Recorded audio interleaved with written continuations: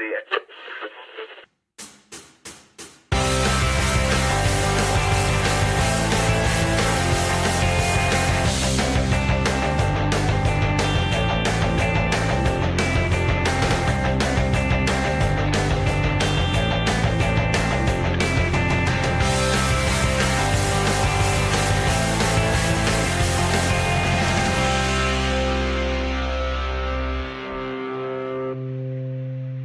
Yes! Welcome, everyone. My name is Ivy Ramirez, and with me is my co-creator, Marlene Gamble, and this is another episode of Fuck Customer Service. Bro, my son's here, and he thinks he can do that better than you. And our cuter. Intro? Yeah, you've been put on blast here. A ver, Luisi. Okay, do it. Yes, welcome everyone. My name is Ivy Ramirez, and with me is my co-creator, Marlene Gamble. And this is another episode of Fuck Customer Service. Oh my god. Oh, that was fucking cute. Is he gonna be part of the show? No, he just, he's putting you on blast here. He's just here to let you know that you can be replaced. Message received, little guy. Oh my god, that was cute. Oh. Considering how young they're starting, I wouldn't be surprised. Right? Oh my god. No, like we've been trying to record this episode like for 2 weeks straight. It's been about 2 weeks. Dude. We've been trying to record this. And we keep coming across all these technical difficulties, and I'm just like, oh, dude, what the fuck? Why can't we? Whether it's something wrong with my microphone, I don't even know how that happened, or I say somebody's banging it out, but you said it was hammering. Whatever. There was hammering. Someone was hammering on my side, and it was faint in some parts, and then in other parts you can't hear it.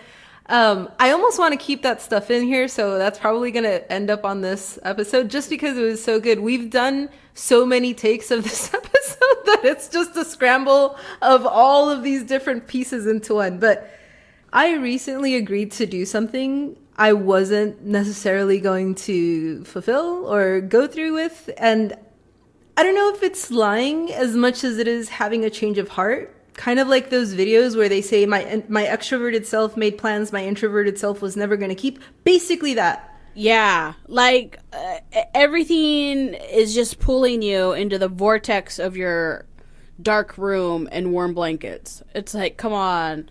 Don't you want to Disney with me? And you're like, yes, I do. But I made plans with fucking Stacy and Becca over there to go get drinks tonight. And I really don't want to fucking do that. I did then, but I don't now. So does that make me a liar? It's like you make plans when you feel good. Like, yes, like if they would have said you want to go right now to go out, you want to go now and get drinks, then yes, totally on board. But like, I don't know how I'm going to feel like fucking 4 days from now or 3 days or whatever. Yeah. Fuck, I don't even know how I'm going to feel tomorrow. It's like, either we do it now or it ain't going to happen. Do they really expect me to go, or are they now just entertained by my excuses? Right? Or you're waiting for them to cancel plans. Yes. And you're just like hoping like when they call, like they're going to be like, oh my God, my cat fucking threw up. I got to stay home and nurse him. Right. Life. Well, he's on the verge of death. You have it easy because you have a kid. And not only that, you have a way for the cat, motherfucker. My son is now a fur baby. I mean, he's Hispanic. He's a little fuzzy, but I mean, Jesus. Like, you have a way with your son to have him be part of it. So then if you needed him to lie on your behalf or do anything in the background on your behalf, then you have a partner in crime there. Oh, he's not a good liar, though. Like, there was a time when somebody came to the door, and I was not prepared at all. Like, it was already noon, so that was my fault. But it was like, okay, zero ambition went to the way I was looking. You know what I mean? It was just like, teat top, no bra. You know, just down to the skivs. just roaming around the house in a tank top and just lounging, and then somebody knocks and it's important, and I was like, fuck. And then my son's like, I'll get it. And I was like, okay, listen to me. Listen to me. You're going to say, my mom's in the shower. She'll call you right back. Just say that through the door. And then he's like, okay. And he goes to the door and he's like, Mom, what do I say? And then I tried to play with that. So I went to the bathroom and I was like, tell him I'm in the shower. I'll be right back. I'll call him back. And then he's like, but you're right there. Oh my God. And then I went and I grabbed him and I was just like, and I like put my finger to my mouth like, shush, be quiet now. Oh my God, completely blew your cover. Yeah, Wow. so he's not there yet. I'm better off like just throwing something at him and like knocking him in the head and him just starting to cry. Like, oh my God, like if I'm on the phone with somebody, just like pelt something at him. I'm sorry, Susie, I'll call you right back.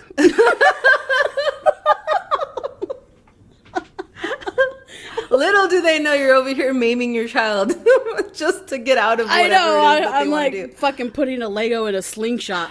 Oh, I mean, that is where we learn it. We learn to be deceitful and it becomes second nature to us. It's something that is just woven into society. What you choose to be dishonest about, that's a little different. That varies from person to person. Yeah, like catfishing because everybody's on social media and they have all these filters where you can change your face or change your eye color or change your hair color or whatever you want to do. If you don't like it, you can change it. And some people get really comfortable with that, like, and they portray themselves a certain way on social media, and it's kind of scary. Yeah.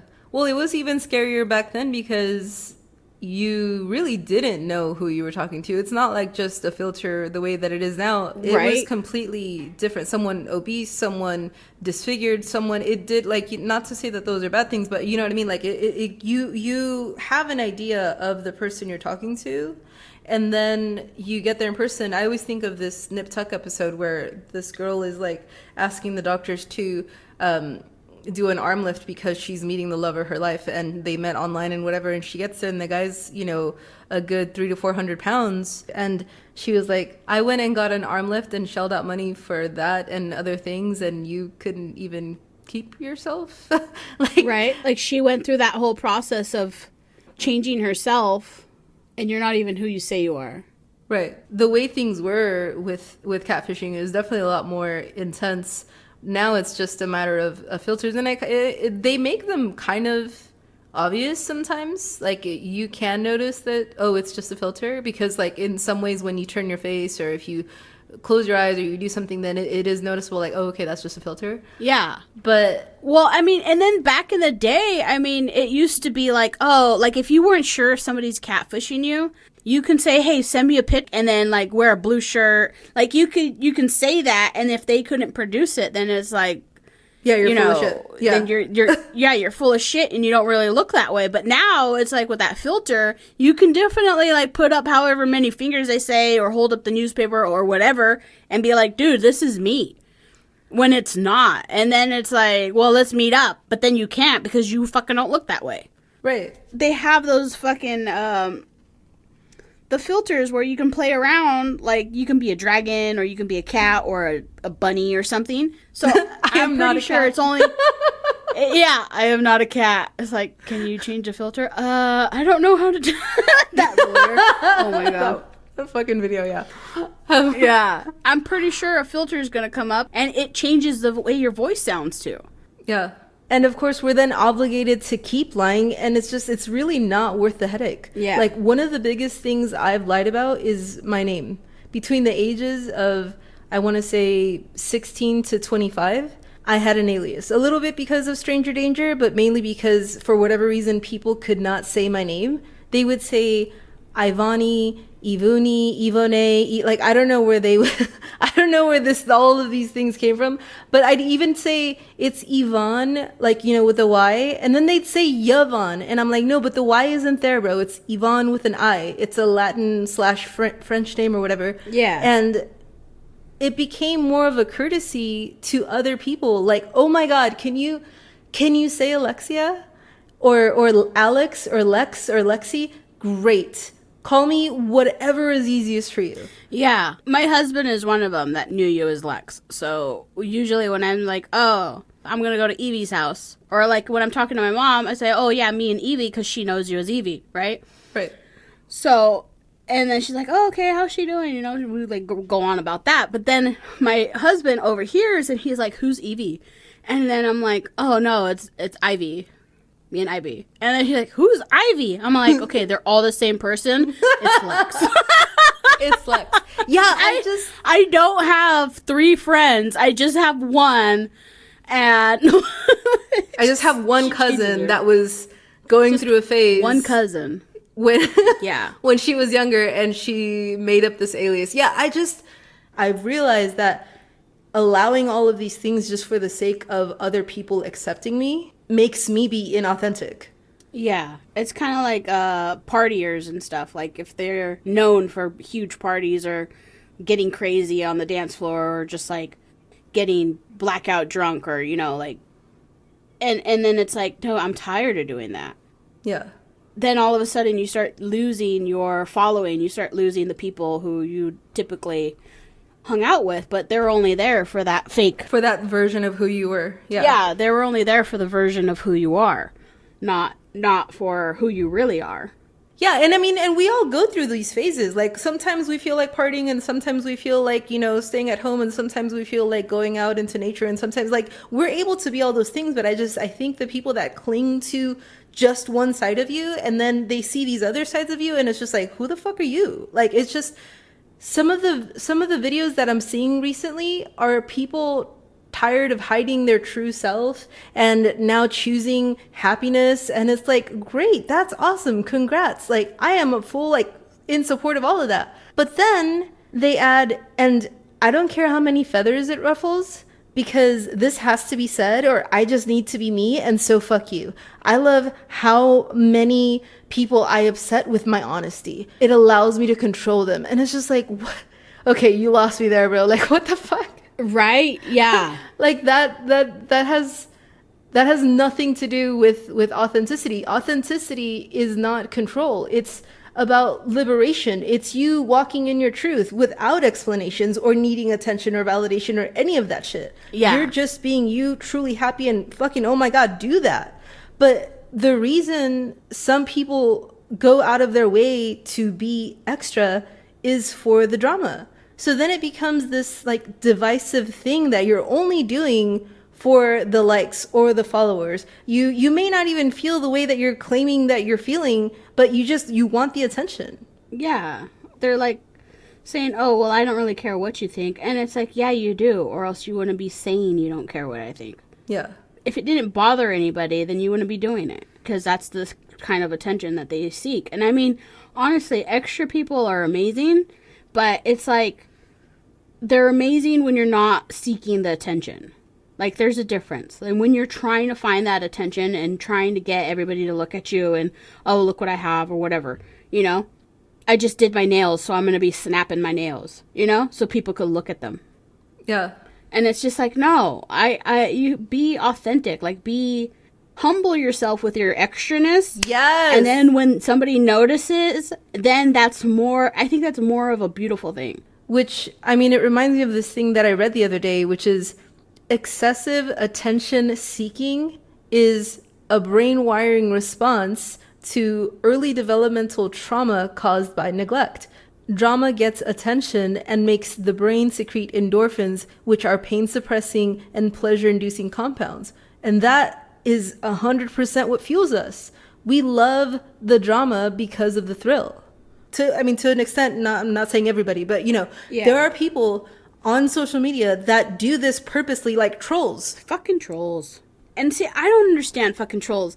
It's like, you're watching a live or you're watching something, right? And it's interesting or it's like cool, something's gonna happen, whether it's like a Disneyland or somebody's, you know, doing an art project, and then like fucking trolls come in and they're like, oh my god, that's stupid, or I could do that, like this is retarded, like why are you guys, it's like, why are you here? Yeah. Why, what is the purpose of you even being here if you don't like it? Yeah. Scroll, keep scrolling. You fucking troll. It's like just to rile everybody up. And then, but at the same time, I almost feel it's a fake troll. Like somebody is purposely going on and making these negative comments, because as soon as they do that, as soon as somebody starts talking shit, everybody else starts saying troll. And I mean, you get fucking the number of comments on a post or a number of comments. Yeah, it's almost entertaining to have a troll because they boost up your engagement. Right. So that boosts up that, right? So say there wasn't that much engagement, or like people were just saying hi, or it was like the same 20 people or whatever, and then all of a sudden it bumps up to 100, and then you get a fucking troll, right? And then, but not all 100 people are commenting, they're just watching. So as soon as a negative person comes in and starts trolling, it's like, oh, there's a troll, like, why don't you fucking leave, or how do we kick this out, like, administrators, like, moderate your stuff, or, you know what I mean? Like, it gets everybody worked up because they're distracting. Yeah. But it's like, I almost feel like sometimes it's purposely done from the live feed. You know what I mean? Like the user, the host is the one that... Yeah. Yeah. That has somebody, like a friend or somebody in their own living room, like fucking just trolling. And then like they stop, like, okay, yeah, we kicked them out. It's like, what? It's like, I mean, that's... And then they get all the, oh no, your art is beautiful or whatever. I mean, that's a good way to do it. I mean, that's how I would do it if I was gonna fucking do that. But I mean, that you would have your own troll. Real. You would be your own. You would be your own troll for the purpose of engagement. I would probably voluntold my husband to be a troll. Voluntold. I mean, it's not so. Okay, so the argument today, or the point of today, wouldn't be to talk about trolls, because trolls exist. There are people. There are a group of people that are just fueled by antagonizing other people, and so that's just the way the world is. But what I'm saying is, anything that has to do with something appearing to be the case and it's not online, like the ads, or like the different things that we get on our phones where you're looking for something and you need the information right now, and then they have the title of exactly what you're needing to look up, and then you click it and it's like completely not what you're expecting, and you're just like, dude, what the fuck? Like, I need answers now. Yeah, I fucking hate fucking clickbait videos. I can't say B and V close together. I feel like I'm having a stroke whenever I say those two letters. Like clickbait videos. Well, wouldn't it, at that point it would be T and V. Bait videos? Bait videos? Bait videos? Bait videos? Clickbait videos? It fucking hurts. It hurts my mouth. That's what she said. But and gross. And not only that, but it is so aggravating when you get those videos and they don't finish what they started, or they leave you hanging like what the result was. Like with the hair, with the cooking, or there's some that are with cooking, and there's some that when like with beautician, like beauty stuff that they do. Yeah. Yeah, they go into, and like, they're all hyping it up, and oh god, yeah. And then they're just like, and then you do this, and then you do that, and then you do this, and then you wait, and then we're gonna wait, and while we're waiting, we're gonna go do this, and it looks like shit.